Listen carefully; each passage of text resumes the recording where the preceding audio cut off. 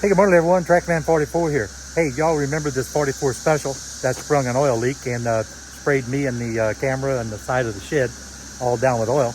Well, I got an opportunity this morning to go ahead and move it into the shed. We're going to give some attention to that leaking hydraulic cylinder under there. So I got my son over here, and he's on the VMX 5400. He's going to back down the hill, and we're going to hook onto this thing and drag it over to the shed. So this really isn't much of a pull. You know, it is 45, 46, 4,800 pounds or something like that. But it'll actually be the first real work that this thing's done outside of moving that log that day. That big old pine. It's a little bit of an incline. It's not much of a pull. You can tell by the sound of the motor.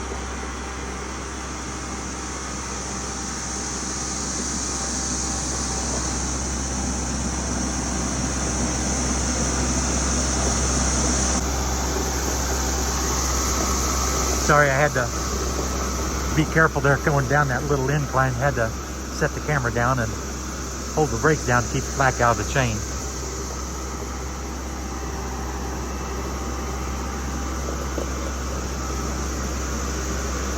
It's a good way to check the brakes on the tractors though.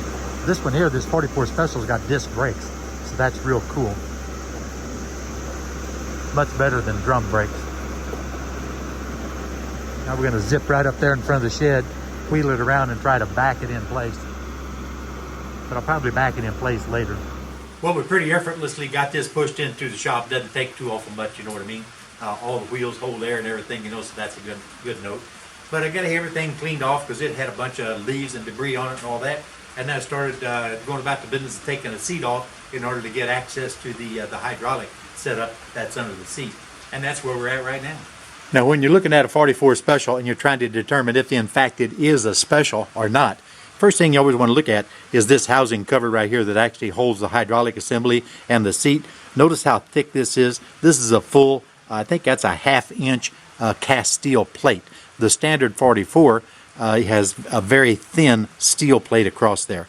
Many times the 44 Special is going to have your category 2 3-point on it. And most of the times, I think it's going to have a roller drawbar on it.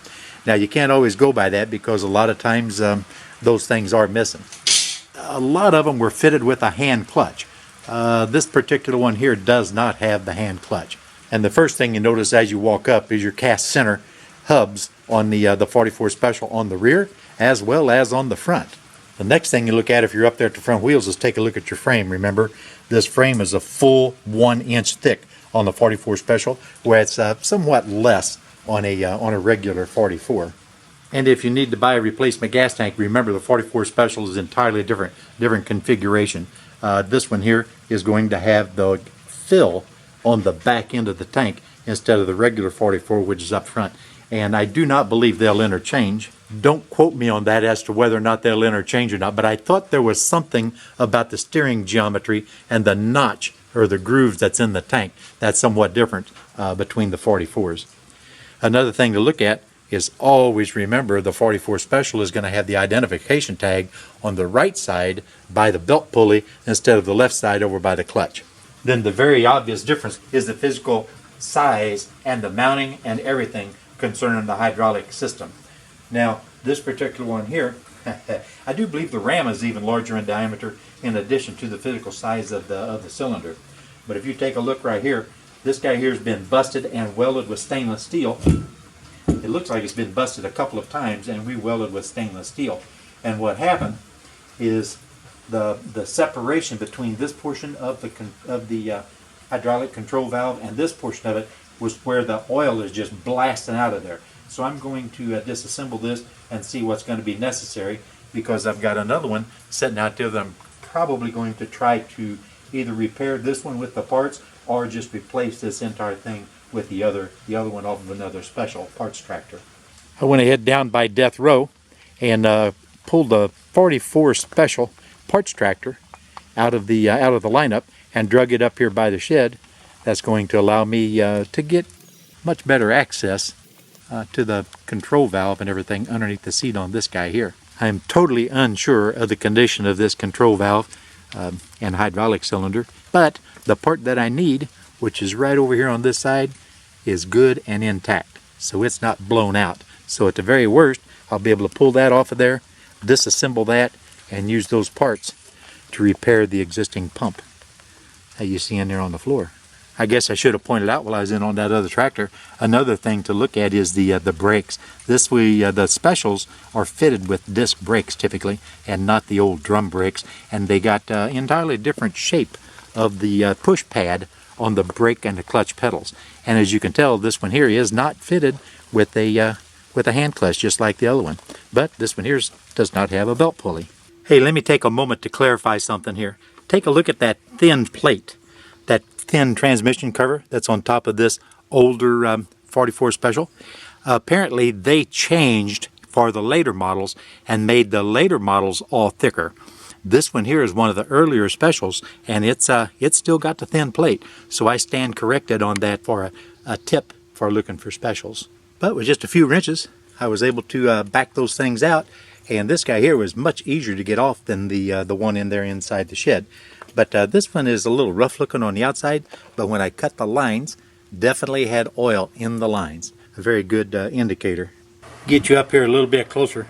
This is the weld repairs on the back side of the control valve. That looks like it's going to be reasonably easy to go ahead and change out with the one that came off of the rusty tractor, or the parts tractor. So that's really good, because I'm sure they either had a bad weld or they blew the gasket or whatever, because you can see this nastiness they've got here for silicone for some kind of a gasket. Here's this one up on the workbench, actually clamped into the vise. Everything stripped off of it. You can see the pretty much rust on that cylinder, or on that shaft. So I'm kind of glad I'm not going to be using this one here. But yeah, we're ready to go ahead and pop this guy off of here and take a look and see what the insides of that looks like. The good thing about it is the control valve and everything still functions very easily with your fingers out here. I guess it doesn't really matter what condition this is inside here. If it's nasty, if it's bad, I've still got another 44 Special down there on death row that I'll be able to get another control valve off of, and it's much more covered than what this one was, exposed all to the elements. But with a little bit of luck, this will just need a little cleaning in here. But if luck is not with us, well, we now have another option.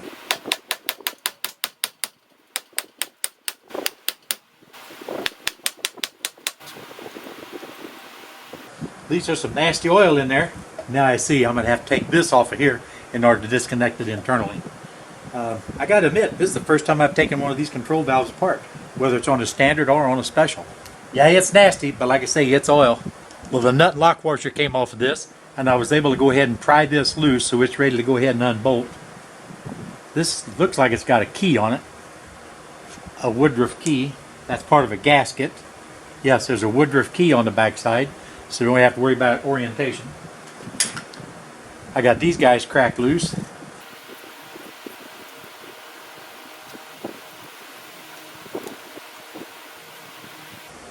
Not so bad.